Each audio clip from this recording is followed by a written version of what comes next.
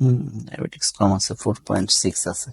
আমরা এখনো মিষ্টি দিয়ে দুধ চা খাওয়ার পরেও আমাদের ডায়াবেটিক্স কন্ট্রোলে আছে। ডায়াবেটিক্স এত জিম করি। আসসালামু আলাইকুম মেহেদী ভাই, কেমন ভালো আছেন? আছেন না? হ্যাঁ, ভালো আছি। এই শাওক ভাই আসছে। চলে আসলাম, চোখের প্রবলেম তো চলে আসি আপনার কাছে। আহাদ ভাই সত্যি বলতে কি ওনার রেটিং 1695, কিন্তু ওনাকে যদি আপনার রেটিং দিয়ে হিসাব করেন সেটা খুব ভুল হবে। ওনার রেটিং কম কিন্তু এমন মানসিকতা, সেখানে কিন্তু উনি বিশাল বড় একজন মানুষ, সেখানে তার রেটিং অনেক বেশি। সেখানে রেটিং তার অনেক বেশি। তো আজকে আমরা সেই আহাদ ভাইয়ের সাথে আমরা আলোচনা করে আসি, চলেন। কেমন তাহলে আছেন? আমার চোখের রুগী এদিকে বসুক। বসেন না, শাওক ভাইকে দেখেন, বসেন আগে। হ্যাঁ, আজকে আমাদের মাঝে আসলে আছেন ফিদে মাস্টার মেহেদী হাসান পরাগ ভাই এবং আমাদের শ্রদ্ধাভাজন শাবাব ভাই। আমাদের রোগী হিসাবে আসছেন, যদিও আমি আসলে তাদের অন্তরস্থল থেকে তাদেরকে ধন্যবাদ জানাই, কারণ আমি একজন দাবারু। আমার প্রথম পরিচয় হলো আমি একজন দাবারু। আমি জন্ম হওয়ার পরে, বুঝ হওয়ার পর থেকেই দাবা খেলি। আমি কুমিল্লা জেলা ক্রীড়া সংস্থায় যখন একদম ছোট ক্লাস 3-তে পড়ি, তখন আমি সাব জুনিয়র চ্যাম্পিয়ন হয়েছি এবং পরপর অপরাজিত 4বার সাব জুনিয়র চ্যাম্পিয়ন ছিলাম। পরপর 4বার। হ্যাঁ।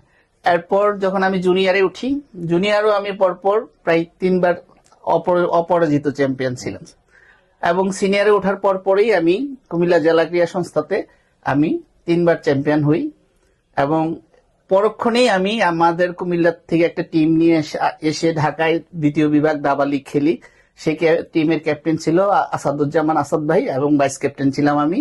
আমরা 2 পয়েন্টের জন্য ফার্স্ট ডিভিশন উঠতে পারিনি।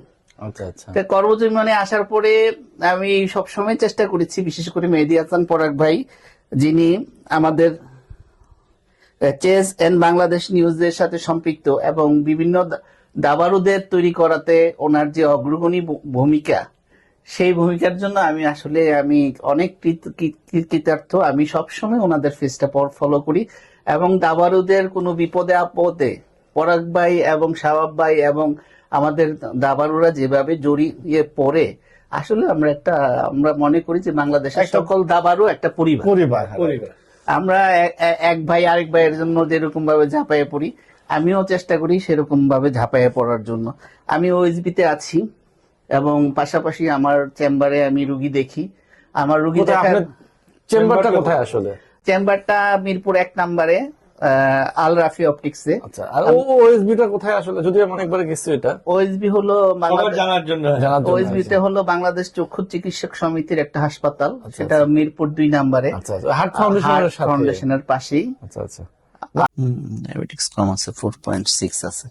আমরা এখনো মিষ্টি দিয়ে দুধ চা খাওয়ার পরেও আমাদের ডায়াবেটিক্স কন্ট্রোলে আছে। ডায়াবেটিক্স এত জিম করি। পরিবার থেকে আমার বড় ভাই দাবা খেলতো, নিয়ামত আলী, উনি কুমিল্লা ডিস্ট্রিক্টের দাবা খেলতো এবং আমি কুমিল্লা দাবা ফেডারেশনের, চেস ফেডারেশনের মনিরুল কবির মনির ভাই, উনি আমার দাবা গুরু।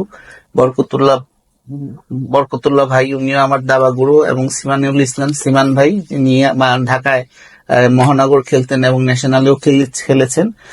সিমান ভাইরও আমার দাবা গুরু।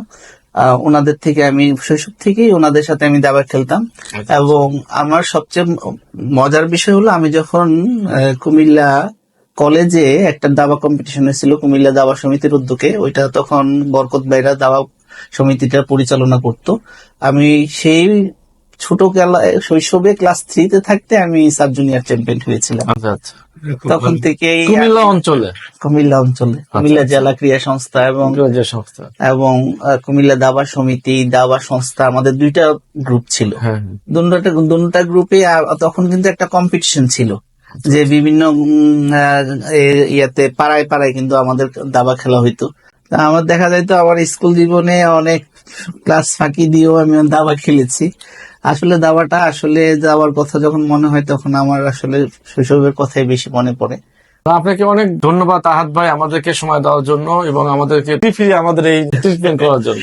আসলে ফ্রি না, আসলে ফ্রি বলতে কেউ কিছুই নেই বাংলাদেশে। আসলে দাবাটা হলো আমাদের আসলে একটা পরিবার। আচ্ছা আচ্ছা। আজকে আমি যখন আপনার কাছে কোনো সাহায্যের জন্য যাই, আমাদের দাবা ভাইয়েরদের কাছে কোনো সাহায্যের জন্য যে কেউ অসুবিধায় পড়লে আমরা কিন্তু ঝাঁপাইয়া পড়ি। হ্যাঁ তা তো অবশ্যই। হ্যাঁ, আচ্ছা জাস্ট আমার হাসপাতালে যদি আমার কাছে একটু পরিচয় দেয়, আমি যদি কোনোভাবেই জানতে পারি যে সে দাবা খেলোয়াড়, আমি চেষ্টা করি তাকে উপকার করার না জন্য। ঠিক আছে, অনেক ধন্যবাদ। হ্যাঁ। আজকে চিকিৎসার সাথে নাস্তাও ফ্রি। তো দর্শক সবাই ভালো থাকবেন। আর আমাদের যদি এই অনুষ্ঠান, ওনার ইন্টারভিউ, সাদা মনের মানুষ আহাদ ভাইয়ের ইন্টারভিউ আপনার ভালো লাগে, আপনারা বেশি বেশি করে লাইক, কমেন্ট এবং শেয়ার করবেন। সবাই ভালো থাকবেন, সুস্থ থাকবেন। চেজ অ্যান্ড বাংলাদেশ নিউজের সাথেই থাকবেন। আল্লাহ হাফেজ।